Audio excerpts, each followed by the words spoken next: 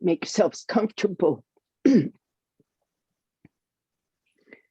Draw your spine up tall. I'm going to mute everybody except me.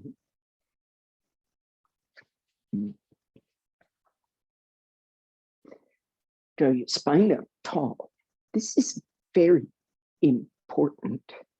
You need to, within your own internal anatomy, you have to straighten this spine.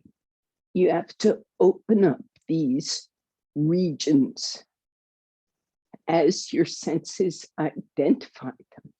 You have to open them up to essentially your breath.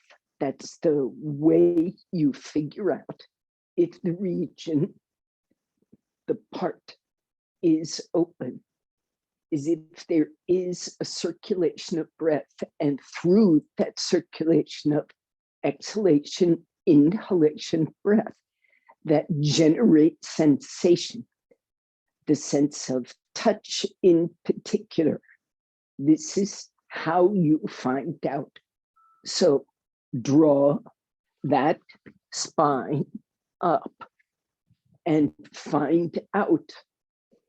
If you pull too hard, you create a constriction. If you don't pull at all, you create another kind of constriction, a compression. Don't be passive. Don't be hyperactive. But there must be some activity.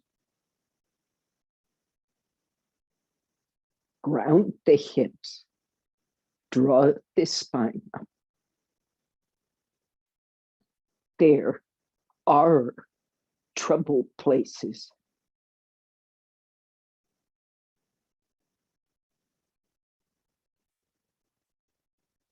Explore them with breath. Explore them with your actions, your movements.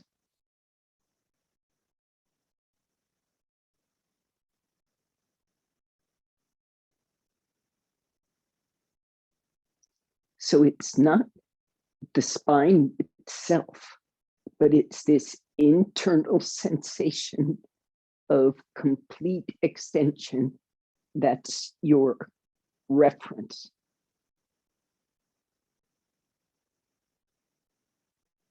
Use the skin to expand. Join your palms. Now comes the sensation of extension of the arms away from that axis, the spine, away from the head.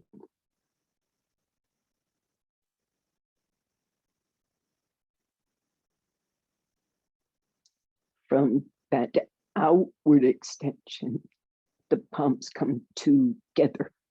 They come in contact with something. Some of you have the hands on the knees or on bricks. So those with the arms down, this is perfectly fine. But lengthen the arm so that the arm is extending, whether it's toward the other palm, toward the knee, toward the floor, whatever you've got, there is an extension of that arm away from an active extension. Not too much, not passive. You're doing this to create, preserve, extension, expansion.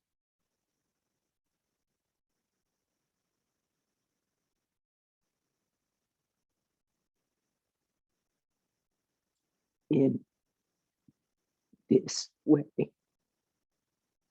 Posture, body, breath, mind.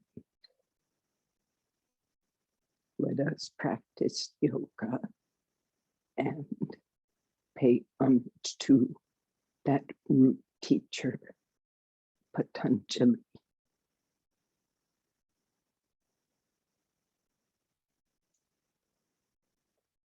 Keep the internal space.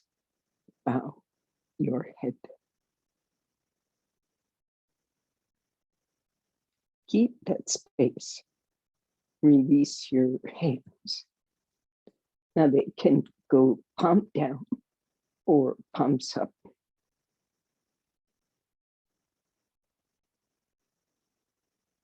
Raise the head. Open your eyes. So I was talking about this yesterday. Gay, put your back to the wall and stretch your legs toward the camera and stretch your arms up the wall and down. Just do various things. You can also get a strap around your feet, pull on your feet and lift your trunk up as Dandasana. The rest of you stretch your legs, Dandasana. Arms and legs are called, named organs of action, karma, indriyas, doing, acting organs. But for today, stretch your arms to the floor also. Dandasana is a pose where you make your limbs like sticks, and this spine, I've just been discussing the straightness of the spine. So here, make use of the arms like strong support sticks pressing into the ground to lift your spine. These legs are 2 more sticks, and they are stretched fully straight, lengthened. Now, the arms lengthen first out away from this core, which is pulled up straight, into the ground. From that contact, there is, just like here, there is a referral back in. And if you use that extension right, the chest expands. Can you get that? Can you stretch the arms so well, the ribs are lifted and the chest expands upward, outward. Stretch your legs. Okay, now, do you notice the more you engage that leg, really densify that leg, get close to the bone and stretch and ground. Likewise, the arm. Tighten, bring that muscle close to the bone and stretch down. The better you can do that with these organs of action, I am hoping you find it easier to make space in pelvis, abdomen, chest, throat, head. This is the point anyway. So if you are misusing those shoulders or those legs somehow, you'll find compression of that in your body. So these organs of action have to turn into organs of interaction. You can't just use them outwardly, endlessly. You have to use them as organs that help you interact between the outside world and this inside world. Take Supta Tadasana. We're not going to stand up just yet. Get quite long, fully extended, and give yourself room to take the arms overhead. If those shoulders are stiff, injured, tight, put support, as you see me doing now, under the wrist. It can be as high as you need it. Now, lie flat, lengthen the trunk, separate the legs, hip width, not gay. But what Gay is doing is just resting her legs against that strap. The rest of you, don't be passive, but the legs are apart and stretching, hip width. Now, there is an interaction between the legs and the trunk, between the arms and the trunk. I want to point out that your shoulder blades and collarbones are instruments of extension and expansion. Don't use the shoulder blades as instruments of compression, contraction. So spread those bones. That means collarbones go from the sternum to the shoulder. Shoulder blades go from the spine toward the joint. There is a widening. Shoulder blades go away from the skull to the lower shoulder blade, lengthening. You can think of the lower shoulder blade as a joint. So you extend that bone toward the joints. And do this in order to create extension, expansion, freedom in pelvis, abdomen, chest, throat, head. That entire trunk, your arms and legs are organs of interaction. Now you stretch the legs apart, but straight away from your trunk and interacting with the ground, but beneath you, and also a ground underneath the soles of the feet. You're not at a wall, but you put a mental ground there. Use the air, the resistance of air, and reflect back in and see if you can use that extension of the leg to create space, length, expansion.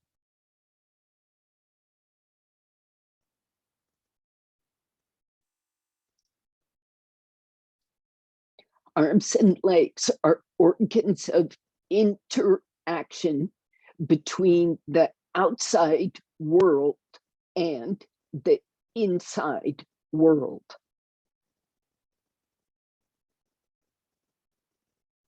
Come out. Adho Mukha Virasana, Gay, you work with your legs up the wall because we're heading toward Adho Mukha Svanasana, which you can do with your back on the floor, and then you can do it standing if you can keep your props in place. Legs up the wall with bricks, arms overhead. It's just a dog pose shape. The rest of you, Adho Mukha Virasana, with the idea now of using those folded legs and their interaction, their continued extension, even though the knee is bent, the bones continue to lengthen outward into the world, back in toward the hips, pelvis, and the spine extends forward. That inner world along the spine extends. Now, Adho Mukha Svanasana, okay, you stay put.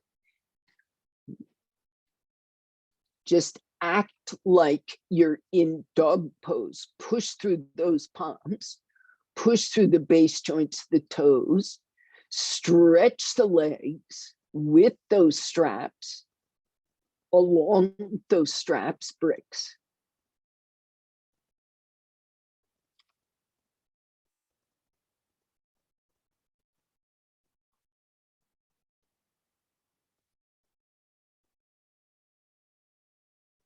Use the organs of interaction,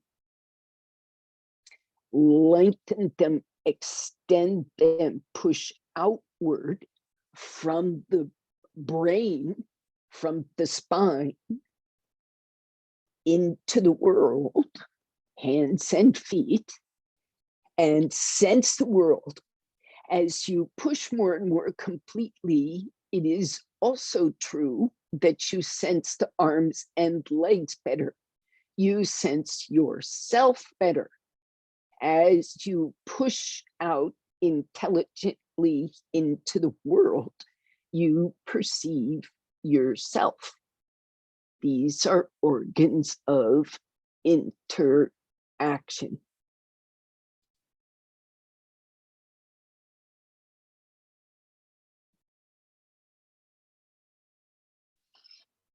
As an experiment, join your feet to each other. Take the same dog pose, but find a way to extend those legs straight from the hips to the feet. And there is a feedback interaction from this compaction, relative compaction, is a feedback into the inner world. It's not just what your feet and legs are doing.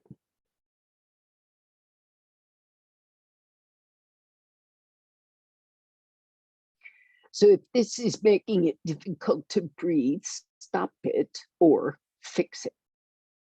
But don't use this in a way that squeezes the access of the breath. You want to use it in a way that changes your perception of the breath or increases. Come out. Rest.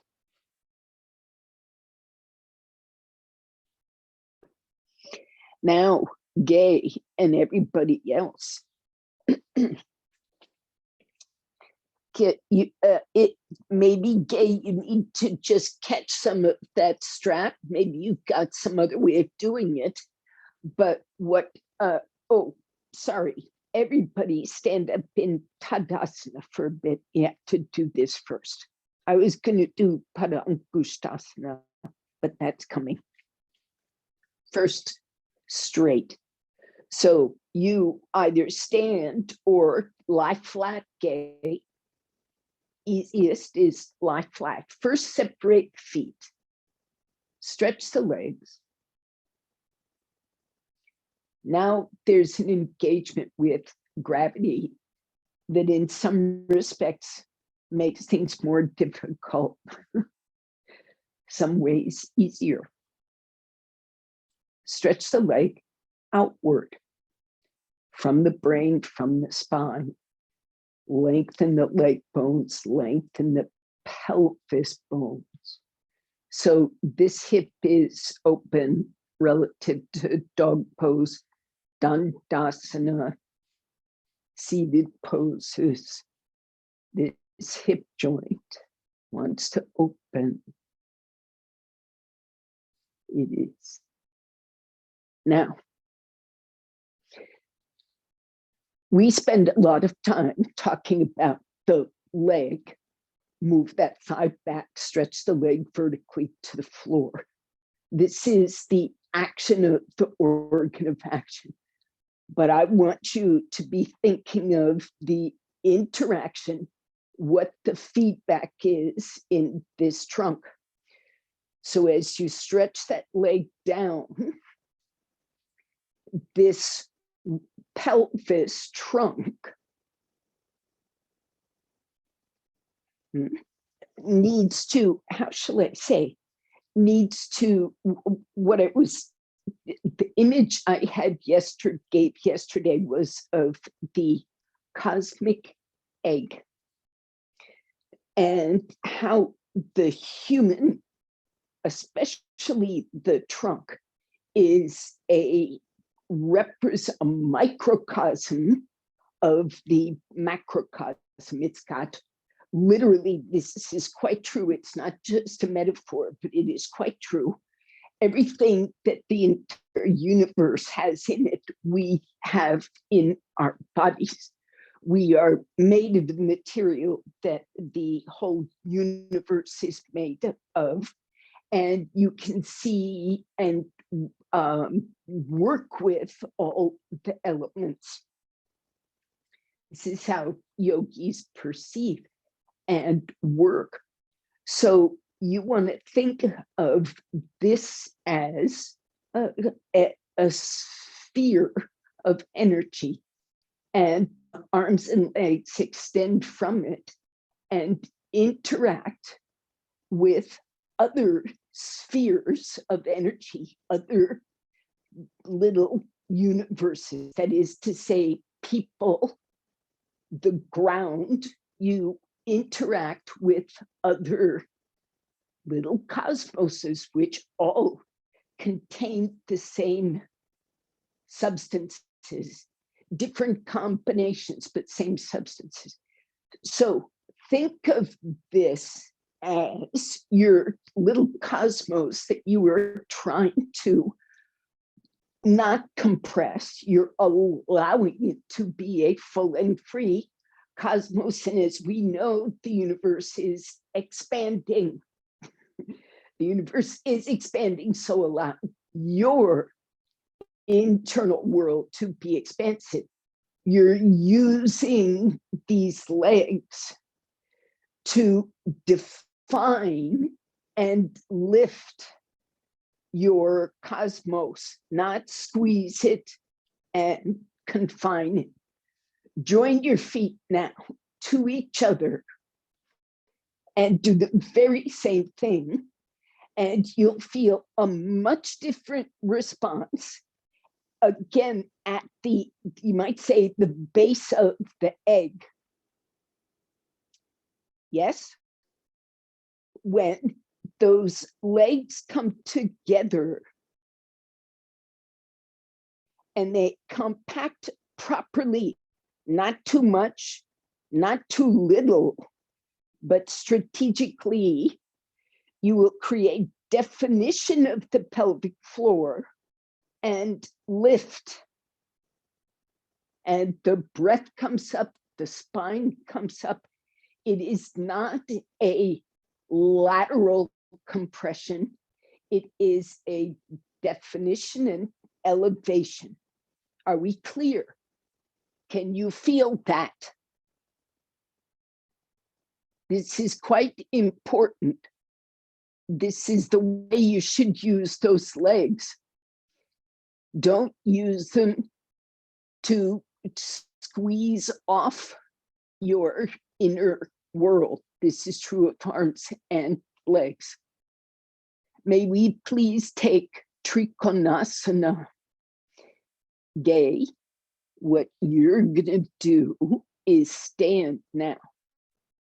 Find a way, go to Adho Mukha Svanasana and make sure your hands, end of the pose, is near something you can use for support to stand up afterwards. You're gonna come to standing, even if you lose a brick in the process. Okay, Trikonasana with whatever support is gonna help you preserve your cosmic egg. Now, watch this coming from this defined and elevated position, taking the legs apart. you have to find a way again of defining elevating, not constricting. Turn to the right. Observe this pose in terms of how you preserve this extension of the spine. It's the axis of your cosmos, and how you keep the width of that. You may have to take your feet wider a little bit to free that pelvis as you come out. It is expansive. It is stable.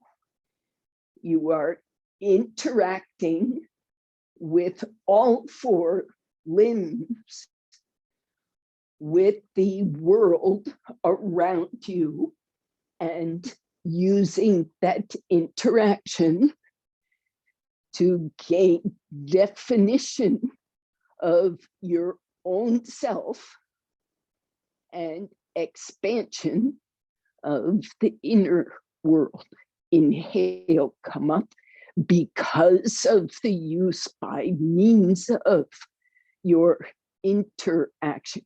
Turn the feet, rest the arms as you need to, and then raise the arms. That was enough rest. Redefine and turn to the left. Now study this sense, study yourself with your breath, with your sense, as you take that pose. Perhaps after the turn of the legs, it is possible to widen the hips. Karen, there is no problem taking a chair, Karen Carpenter, underneath that hand. So you can just be gentle and studious with that hip. Watch that breath. Watch the extension of those limbs.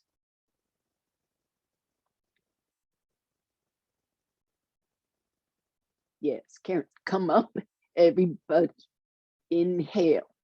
Gay, you find your own way. You can stay as long as you like. It's fine with me. But please do Adho Mukha Svanasana also.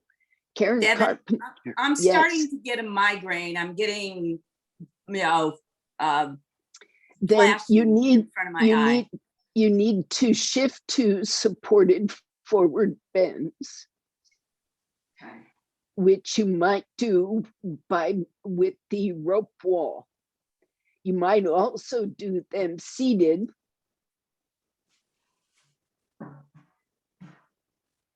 All right. You came up, you bring your feet together. Now, let's see. We still have some time. All right. So I want to do a difficult pose in terms of the expansion of the trunk. So please come up. Gay, you could do this one as upward facing dog with your hands on a chair. This next pose. So do dog pose, then take yourself hands to a chair for upward facing dog. The rest of us, I'm coming away from the wall because the arms can expand. For some of you this way, for those who can, not squeeze off the neck chest part of the egg, the arms will go up. If you have trouble in this regard, keep the arms out. I'm going for this containment here. Just make an egg shape with your imagination, an oval shape, and make sure that space always has freedom. Now we're going to do Vimanasana or Virabhadrasana 1. You need space away from the wall if the arms go laterally. Take your feet apart. Take your arms where they will go. You want to do something extra special, do Paschima Namaskarasana, but only see that the arms are prepared for that. Turn, to your right. These legs must stretch. They must also come back to the hips, compacting in such a way that you create extra space, lift, expansion in the egg. Exhaling as you are ready, bend the right knee. What needs to be ready is the space of the egg. The organs of interaction reach into the world around you, fully lengthening, fully engaging. That defines you in the world and gives you feedback to this inner world. Inhale, come up, turn the legs, release the arms. Rest briefly. Good, okay, keep those legs straight. The heels can rise as much as they like. Stretch those legs in parallel with the bricks. This is good. Do you feel this? Your hips are opening. Your hips are behaving well. The rest of you, fix the arms for side 2 with the feet parallel. Arms up, arms out, your pose, but do. Now turn the left leg.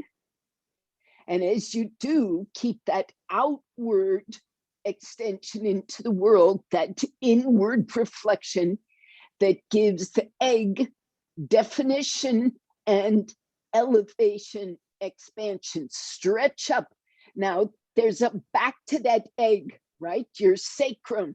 This is the part that everybody gets crimpy, if it's going to get crimpy, or the groin of the back leg. So pay attention, use that thigh, use the hip socket. When you're ready, bend the knee. Gay, it would be better if you brought your tippy toes closer to the chair. Yes. Interact. Don't only act. And come up. Karen, does the carpenter, does this help your head? Head down can increase pain. If you put your head on support like a chair, it might be less pressurizing. I do not know, but that is a suggestion. And make sure it is hip or height or above. Yes. Okay.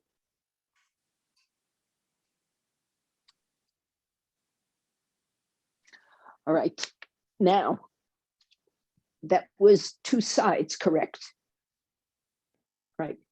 Now, last bit of standing poses.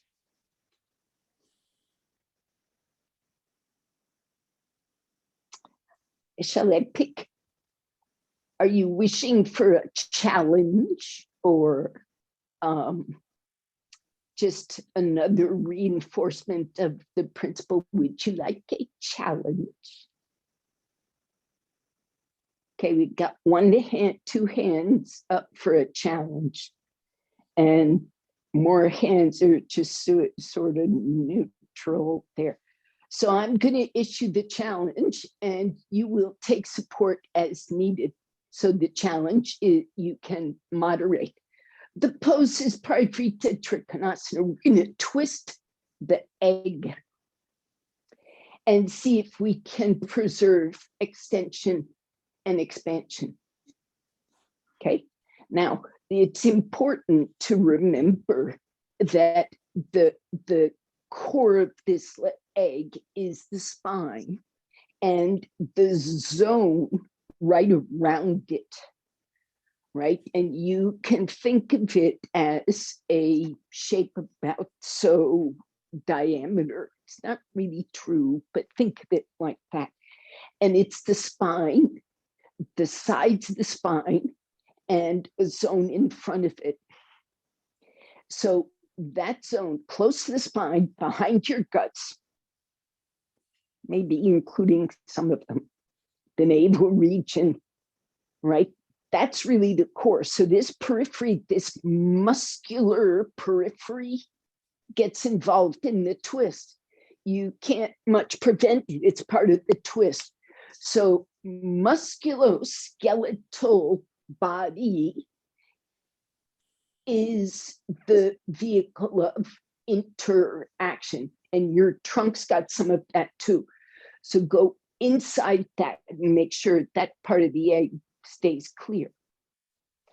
Take the feet apart. Go, if you are working against a wall, a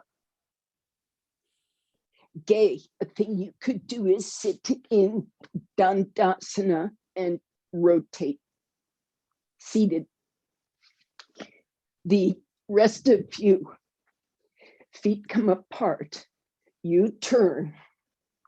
If you're at a wall, face the wall, arms come up and you turn.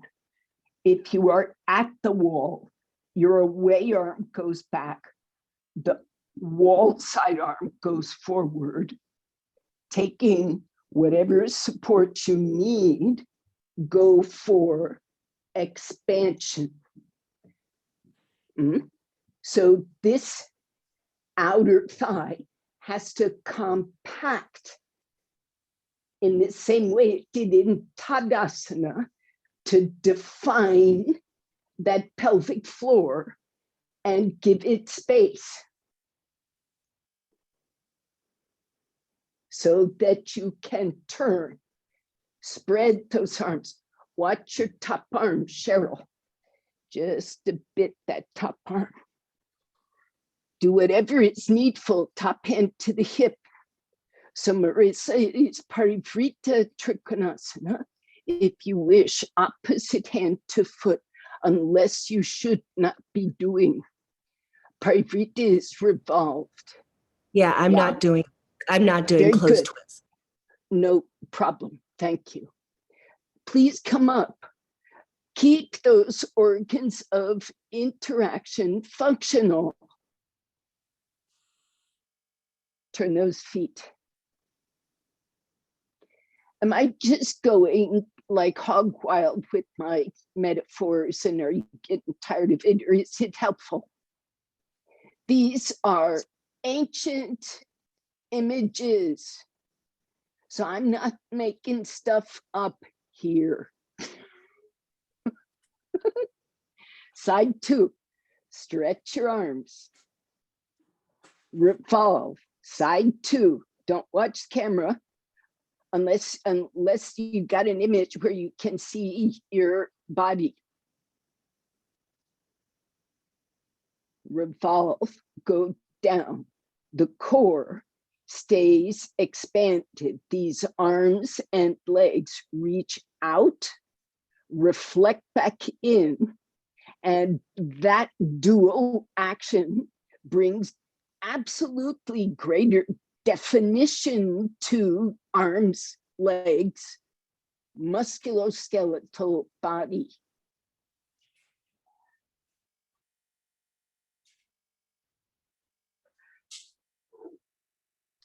Stretch the top arm in some direction. If it is uncomfortable straight up, stretch it back away from the skull instead of up away from the spine.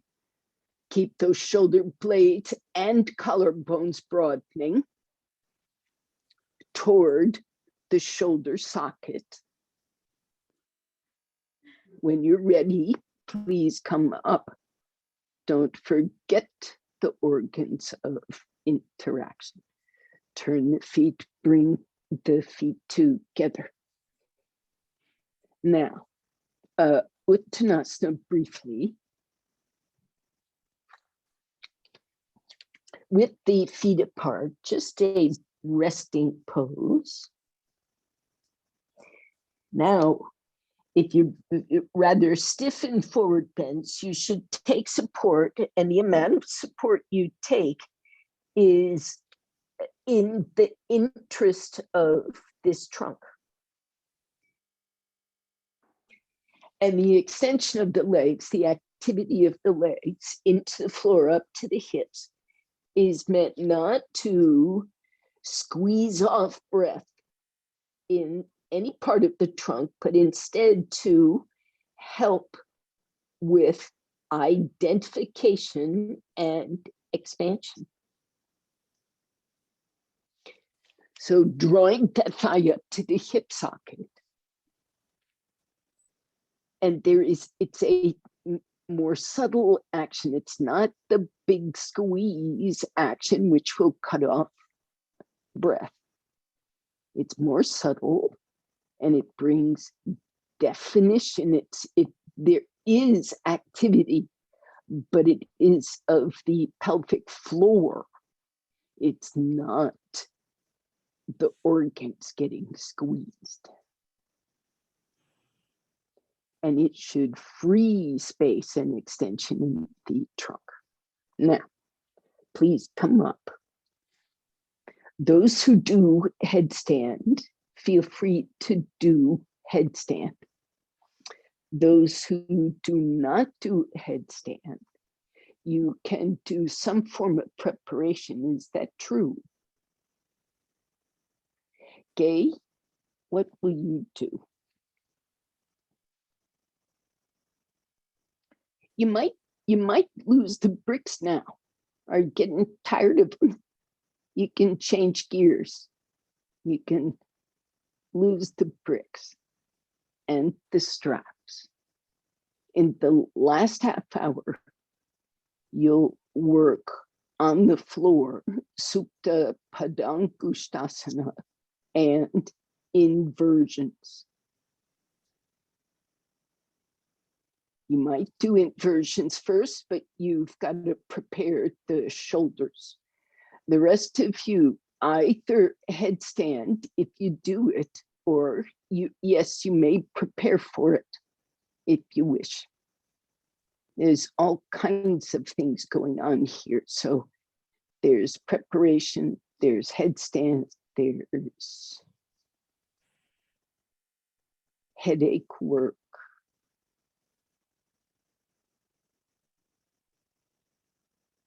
So I'm just gonna see. And I don't have any view of Emilia.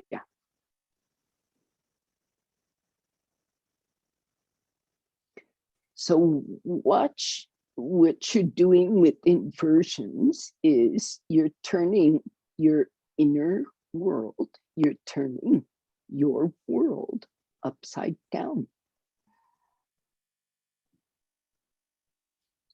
And yet you must remain oriented.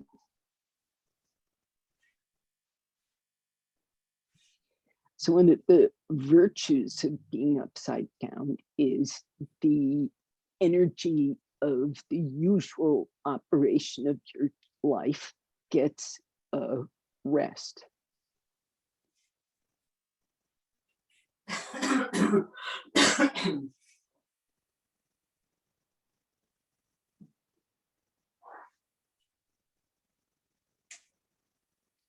And in some ways of looking at this work, it doesn't just get a rest, but it gets a reversal.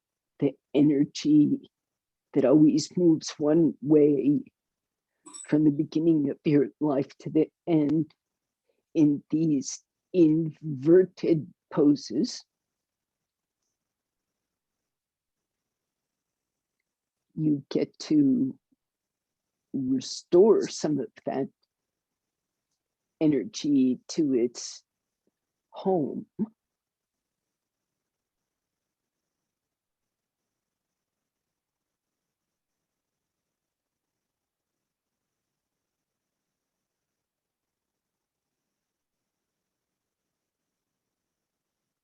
The arms and legs, as always, are organs of interaction. And as such, they're organs of sensation, right? They reach out.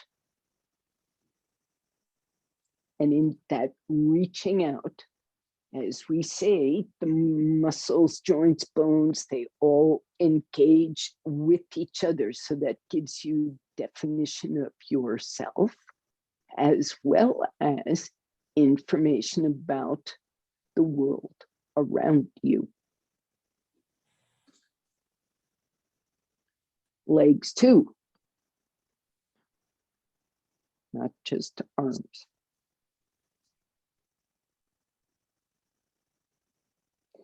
Okay, bring your feet to your left. Keep going. Now push through both arms, pin those heels to the wall. Do not let them move anywhere except up. Do not shift right. If you feel it, shift back. Okay, seems to be time to come out. Karen Carpenter, I see your feet. If this strategy is working, you can change things to Janu Shirshasana. One leg, then the other. You can also take Upavishta Konasana with the legs wide apart. Elevate the hips high enough that this work is reasonably comfortable in tilting the spine forward. It shouldn't be a strain on the egg. Okay, you got two eggs to worry about. One is the whole trunk and the other one is the egg head, the head egg. All right, now we, the rest of us, will Devon, do. just a question on Shirshasana. Yes.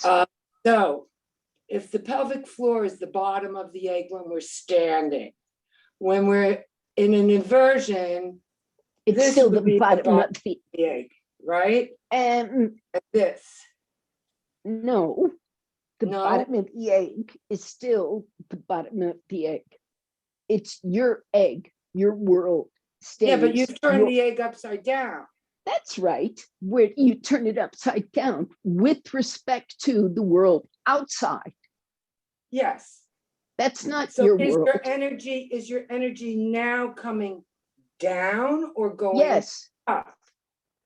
it's going toward the head. It's under Okay.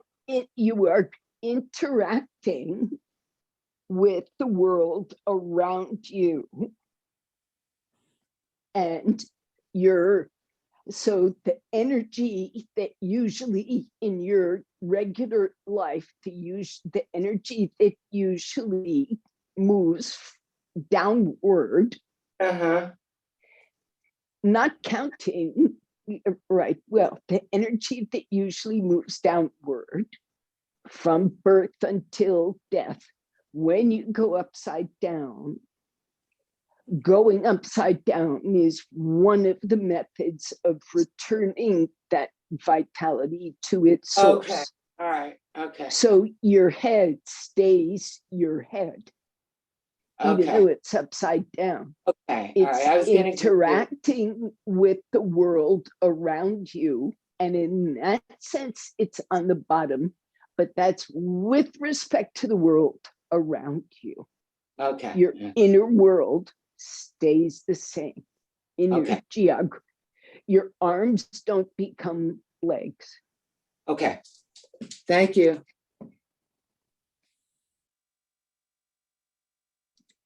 And this yoga practice that we do is definitely interactive, but its aim is to illuminate the inner cosmos. I want to do Supta Padang Kushtasana before we take an inversion. So Gay, this is a wonderful pose for you too. You only need one strap. The legs go to the floor. You do Supta Tadasana. Then some of you will do this with the legs straight. Some of you will do it more quietly with the knee bent. Everybody, I hope you can catch the big toe. If, like Marissa, there might be a reason, not sure what's happening, that you shouldn't take a closed pose, like holding the big toe is more closed than keeping the leg vertical. When we're working pelvically, we keep the leg and its action perpendicular to the spine. Use a strap furthermore, Marissa, absolutely a strap. Now, those who can catch the big toe, but it must be Gay with a straight leg. Raise that right leg or bend it to come up, catch the big toe or a strap and straighten both legs. Observe, I'm shorthanding this, just the right leg, Gay. Supta Padang Kushtasana. Straighten the right leg, straighten the left down on the floor. Lengthen the right arm toward the foot, toward the floor, toward the core. Spread the collarbone, spread the shoulder blades. Now, the leg goes to the side. You may move the left leg slightly to the left to help preserve the unconfinement of the egg. You, in order to make this pose stable, so the trunk, the abdomen, pelvis, etc., do their thing, you must use the arms and legs. You're still unmuted. Okay, Karen.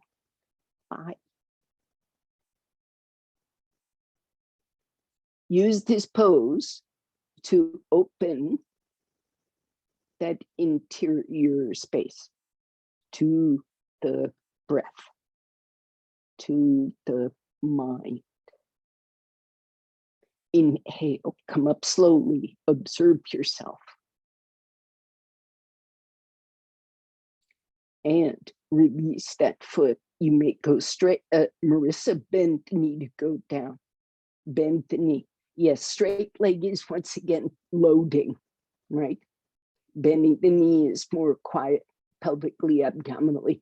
So if we're playing the game very strictly, you must go up with bent legs, use the strap, stay perpendicular, and perhaps even take support under that thigh so you can be more happily at rest when you're down. So you make sure you do what is needful for your condition. Leg straight, chest open, steady the shape. Bend up or take up that left foot. Catch the big toe or take that strap. Those with issues, stay with the perpendicular. Stretch that leg.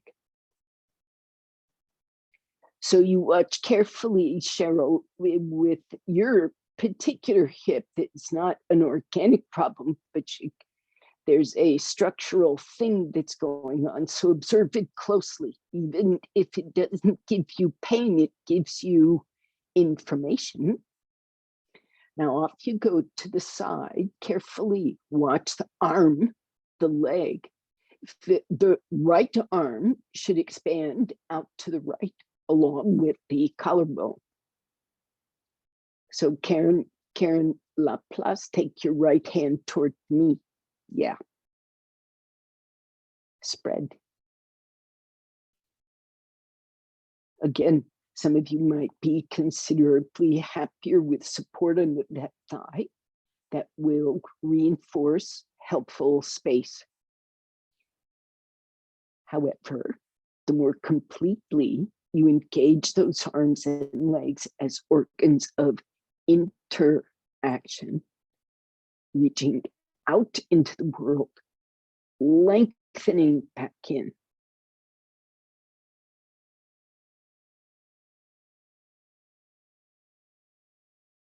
Use your own self. Now, carefully inhale, come up.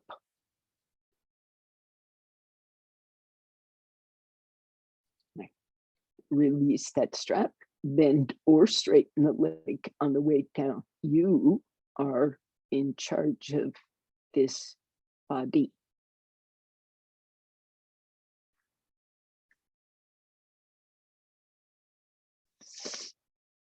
Are you okay? Now, I want to really put the squeeze on the egg. Marissa, you can do this in a limited way. Here's the limited way. With a strap.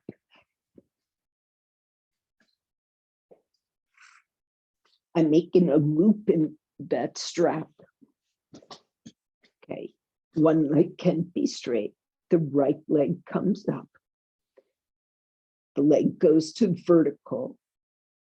And you see you have a loop in the strap that's just about perfect to extend the arm to a vertical leg. Then this knee goes to the side. This elbow comes up. And in coming up, it's bringing your foot up. Now, Marissa, you just watch that you don't put the big squeeze on things. You just keep an open external rotation.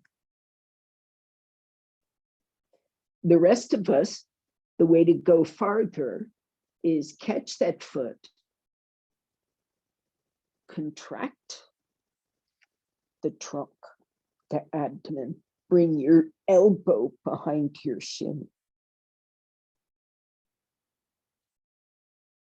And then see if you can relax the trunk again. So there's making yourself quite small and then releasing back out and come out and stretch, let go, bend the knee or straighten the leg down. Okay, so think in this is Supta Padangusthasana. We usually call it part 3.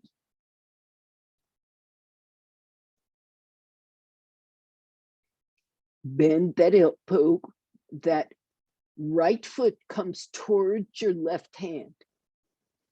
It's good, Marissa, just bringing the foot toward the center increases the external rotation, but study this course from the point of view of abdomen. And if you can catch the heel, broaden the collarbones. Now, those who can go farther and wish to take that elbow behind the head with or without the strap, this is entirely up to you. It's your pose. Watch your inner world as it contracts and then releases back out.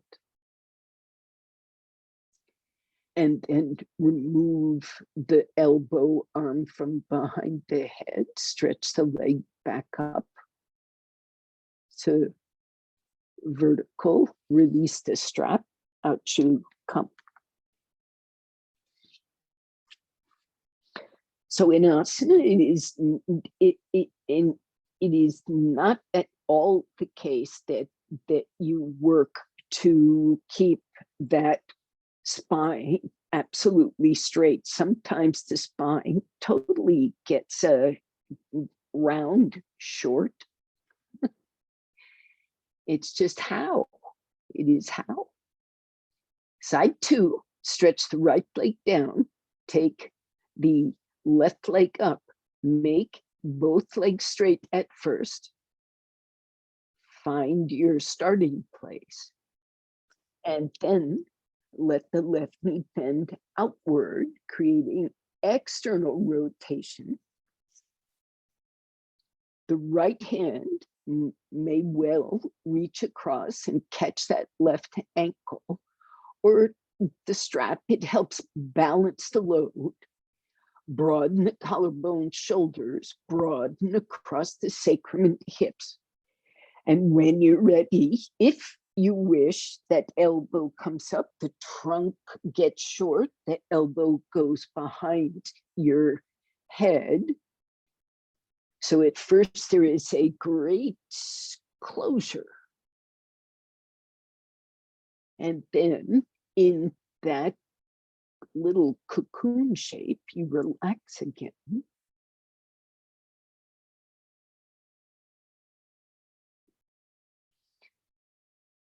And then release and come out. So if you want to get metaphorical again, here's how you can put yourself in an extremely confined, seemingly confined position from the point of view of the world outside you, but inside you can have plenty of space.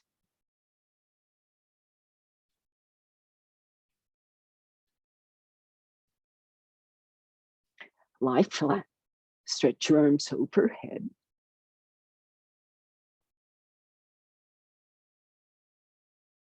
Fully occupy yourself here.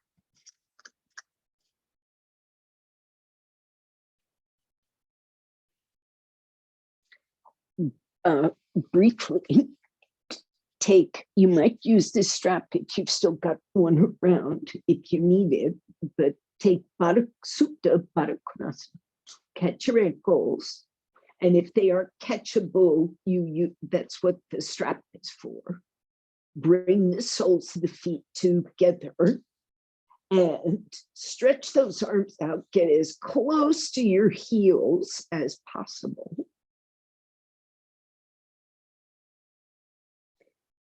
Then release the arms and the body will sort of ooze a bit longer. Keep those shoulder blades stuck where they are. Your tailbone might be stuck where it is, but your spine is slowly gonna spread out. Kitty.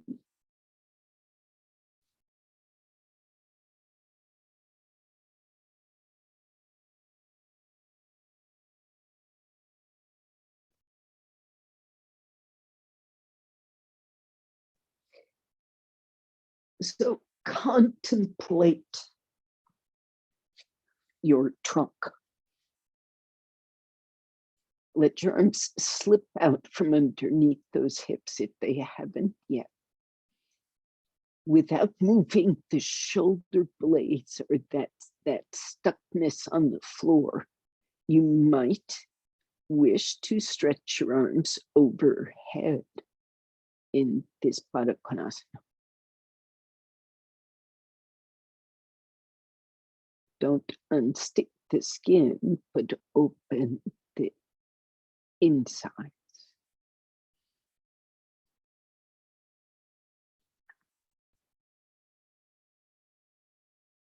Watch that throat.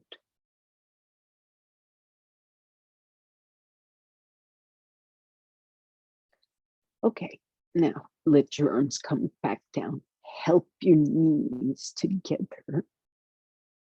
And put your feet flat on the floor. Now, Chatushpadasana, catching the sticky mat. Oh, do have a brick nearby.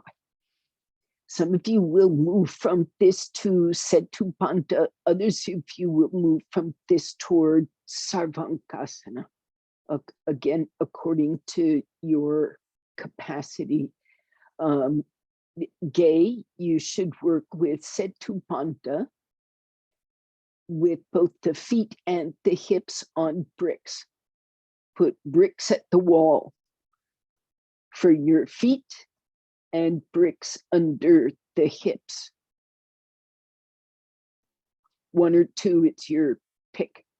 And blankets under the shoulders, add some height. This will make it easier for those legs to be straight. So those who are going toward shoulder stand, make sure you're ready for that. And everybody come into Chatushpadasana, which is active pressing the feet, rolling the shoulders, stretching the arms, active outward extension through the organs of interaction, going out into the world. We say hamstrings draw back to the hips. But that's just really a convenient hanger for the actual much deeper action. Stretch the arms out beyond the fingertips into the world. Define those limbs and draw back in, open the chest. Now, from here, you can move to Setubandha, adding bricks and stretching the legs. I do want the legs to be able to straighten, so you may well put bricks underneath your feet. Also, straps on the legs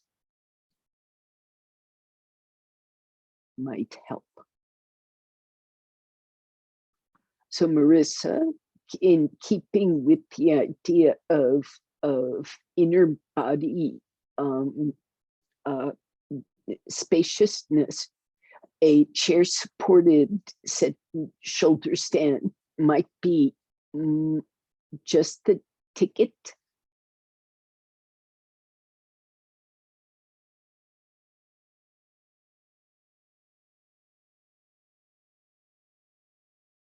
Now, actually put that blanket underneath the bolster.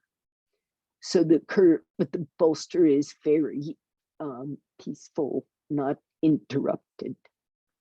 And then give yourself an extra piece of blanket just to rest the head.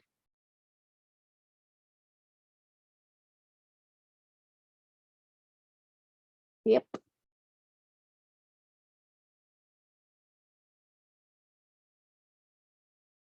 Sticky mat on chair, some kind of padding.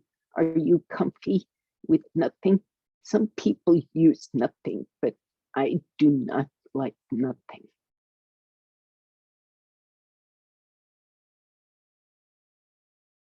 What I see, Gay, is that your right hip is higher up in the air than your left hip. Put your fingers on your hip blades, Gay. You can feel if one is up higher than the other. Just the sense of touch can tell you, you feel. So you need to make sure your brick under your pelvis is truly level. And then you will know that the tippiness is yours, not the props. You can let those feet or legs stay back on the chair, Marissa. So you keep space. Yeah, keep it quiet.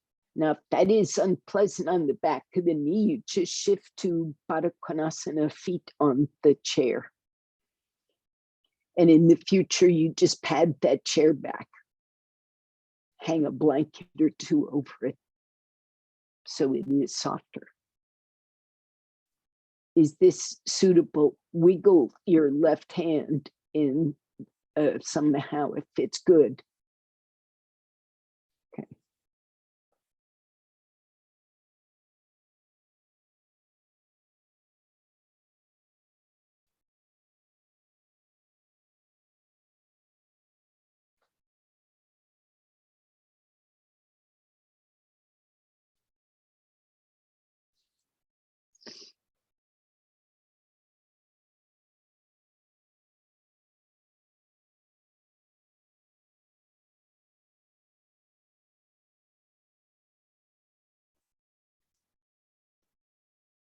Whatever you're doing, keep in your mind how your arms are interacting with the ground and your trunk, expanding, defining,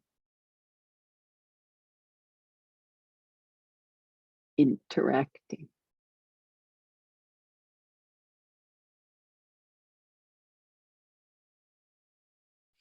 And observe that trunk itself and see that it is long and expansive.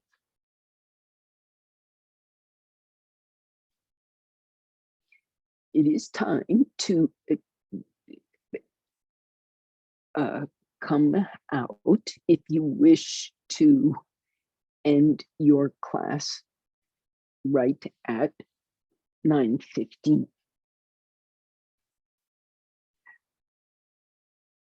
If you want to stay beyond the end of class. Now, those who are at the pose, you do have time for Shavasana. It is not the end just yet. Take Shavasana your way, the way that suits you. Now, there is a distinctly different feel to Shavasana,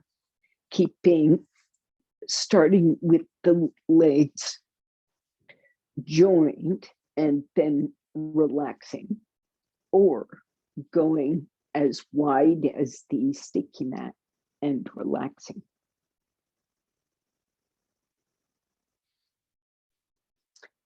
They're different.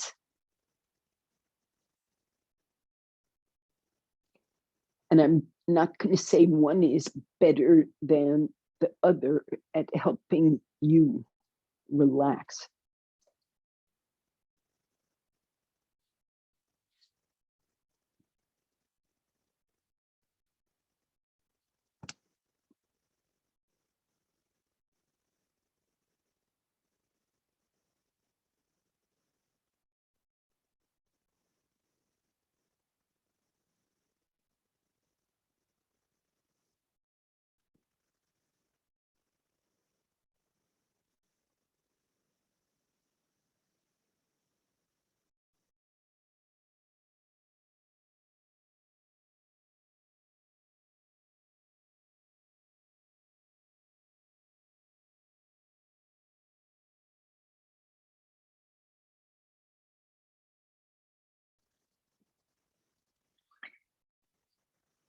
Now it is, in fact, 9:15.